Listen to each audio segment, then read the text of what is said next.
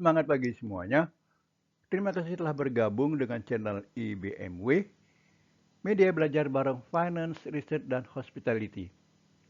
Kita membahas manajemen keuangan MKU dengan topik Foreign Exchange Rate bagian 2 pada sesi 53. Bila menurut Anda sesi ini bermanfaat, silakan tekan tombol subscribe, like, dan share sebagai dukungan dan pemotivasi untuk pengembangan channel ini. Terima kasih dan selamat mengikuti. Sesi ini merupakan kelanjutan dari sesi 52 Foreign Exchange Rate bagian 1. Selamat mengikuti. Kita membahas metode penetapan Foreign Exchange Rate. Metode penetapan Foreign Exchange Rate dapat dibagi menjadi dua jenis, yaitu interbank market, yaitu kurs valuta asing yang ditetapkan oleh bank-bank di pasar antar bank. Foreign exchange market, yaitu kurs valuta asing yang ditetapkan oleh pelaku pasar valuta asing. Kita lanjut dengan pengaruh foreign exchange rate terhadap perekonomian. Foreign exchange rate memiliki pengaruh yang signifikan terhadap perekonomian suatu negara, antara lain mempengaruhi nilai ekspor dan impor suatu negara, mempengaruhi nilai tukar mata uang suatu negara, mempengaruhi tingkat inflasi suatu negara. Contoh risiko pada foreign exchange market. Risiko exposure adalah risiko yang disebabkan oleh perubahan nilai tukar terhadap posisi mata uang yang dimiliki oleh suatu pihak. Misalnya, suatu perusahaan memiliki kewajiban untuk membayar utang dalam mata uang asing. Jika nilai tukar mata uang asing tersebut melemah, maka perusahaan tersebut akan mengalami kerugian.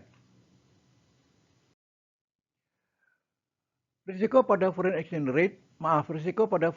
market dalam kurung FX market dapat dikategorikan menjadi dua, yaitu risiko fundamental dan risiko non-fundamental. Risiko fundamental adalah risiko yang disebabkan oleh perubahan faktor-faktor fundamental yang mempengaruhi nilai tukar seperti perubahan kondisi ekonomi, seperti pertumbuhan ekonomi, inflasi, dan tingkat suku bunga. Perubahan kondisi politik, seperti perubahan pemerintahan, konflik politik, dan perang. Perubahan neraca perdagangan dan neraca pembayaran. Risiko non-fundamental adalah risiko yang disebabkan oleh perubahan faktor-faktor non-fundamental yang tidak dapat diprediksi seperti spekulasi, yaitu tindakan membeli atau menjual mata uang dengan tujuan untuk mendapatkan keuntungan dari perubahan nilai tukar. Rumor, yaitu informasi yang belum terbukti kebenarannya, tetapi dapat mempengaruhi nilai tukar. Sentimen pasar, yaitu keyakinan para pelaku pasar terhadap prospek ekonomi dan politik suatu negara. Contoh risiko pada foreign exchange market. Risiko likuiditas adalah risiko yang disebabkan oleh kesulitan dalam menjual atau membeli mata uang tertentu di pasar. Misalnya, suatu bank memiliki posisi mata uang asing yang besar. Jika terjadi perubahan nilai tukar yang signifikan, maka bank tersebut mungkin akan kesulitan untuk menutup posisinya. Risiko transaksi adalah risiko yang disebabkan oleh biaya transaksi yang harus dikeluarkan untuk melakukan transaksi mata uang. Misalnya, suatu perusahaan melakukan pembelian barang dari luar negeri. Perusahaan tersebut harus membayar biaya transaksi untuk pembelian mata uang asing yang digunakan untuk membayar barang tersebut.